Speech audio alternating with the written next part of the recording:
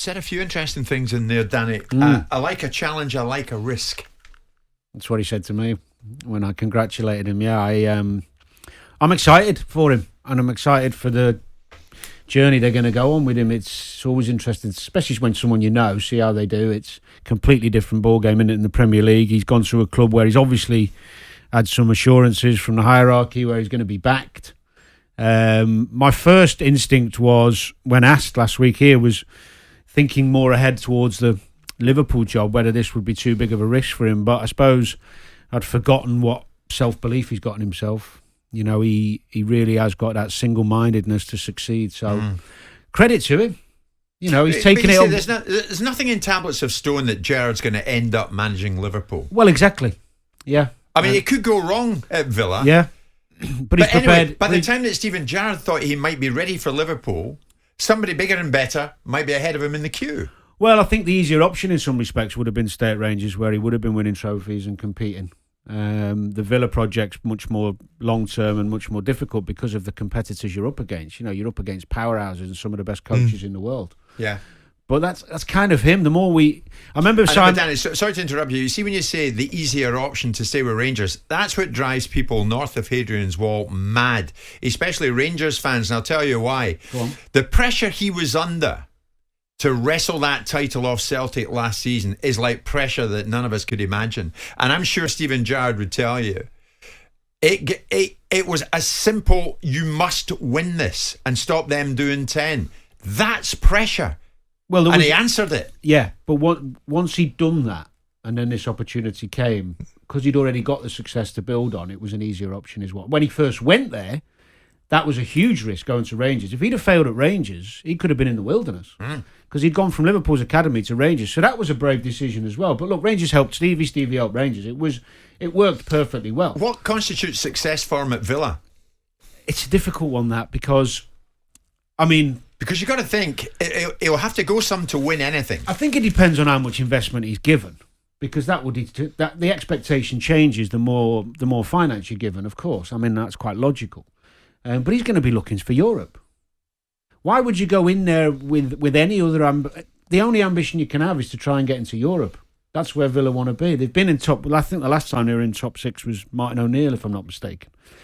So that will be the remit over the next couple of years, to try and make them competitive to get in that top 6. But it's a huge ask. But as I said before, I probably underestimated his self-belief and I'd forgotten what he was like. But I wished him all the best, and I'm excited for him. I think he's got some good players. I don't think there's a worry about relegation. I mean, I don't see that at all.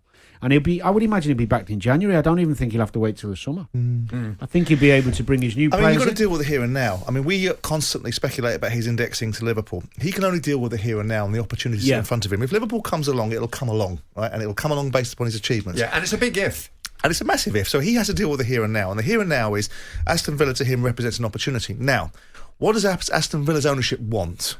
This is the key question. If Aston Villa's ownership wants to be inside the top 10, then it's entirely plausible that Steven Gerrard can deliver that.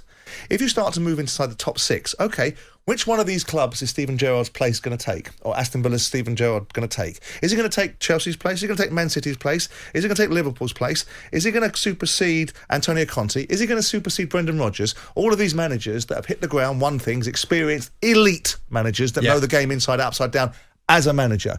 Which one of those 6, 7, 8, 9, Rafa Benitez at Everton that have got plenty of money behind them after they get rid of their financial fair play problems this season, which one of these 8 or 9 elite top-draw managers is he going to take over from? He's looking to do a Leicester without winning the Premier League. That's what he's looking to do. Win an FA Cup. Win something. Get into Europe. That's what that's what's being required. Leicester's stock in trade, certainly under Brendan Rodgers, has been to get into Europe. And obviously they won the FA Cup last year. And Brendan's an elite manager. And Brendan is an elite manager that's been managing Liverpool, Swansea, Celtic for 10 years and knows his trade. I don't believe that Steven Gerrard's journey... I think Danny's point is right, that it was the easier option to stay in Scotland, because it's not about when Steven Gerrard becomes a top manager, it's if. And if he becomes a top manager, it's because he can call upon a vast array of experiences that build him into a manager. Not an elite footballer that everyone goes, Stevie G. I'm not interested in Stevie G. I'm interested in Steven Gerrard, the football manager, that's now taking on a dimension of experience that he doesn't have in a club that seems to be setting its stall out for one direction and one direction only, which is the top end of the Premier League. And I think it's an incredibly difficult ask, but you have to test yourself. And if you think an opportunity is the right one, you have to take it, and you have to take it here and now, not based upon the fact that in 3 years' time, somebody somewhere might decide Jurgen Klopp has finished his tenure at Liverpool, there aren't any better managers around, and you might get the job then. Exactly. But I think that's what's refreshing, isn't it?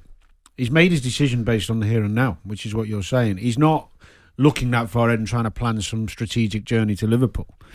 I mean, I interviewed him, I think over a year ago now, at his house, and he was very quick to play that down. He was job in hand at Rangers. I remember that. Yeah. You know, I think it's easy sometimes for us to think that is. I mean, of course, there will be some within his heart where he's thinking one day maybe, but actually, it could all be pie in the sky. Of course. It's compelling, Danny. Someone's going to offer you 3 times the salary you're on at Rangers to go into the Premier League with a geographic benefit to it. You're going to go there as part of a project that you think you're going to back yourself. Of course, he doesn't know, he doesn't really know what failure looks like. The only time we've seen Steven Gerrard look like he's failing was in that season when he slips over against Chelsea, and people account for all the things he said in that break. Don't let it slip now. That's the only time you can ever find a sort of chink in the Steven Gerrard armour. Yeah, but Simon, he would have known what failure is all about had Celtic won 10 in a row. But they didn't. And that would have constituted failure in the Rangers fans' eyes. But with respect, that's what I mean.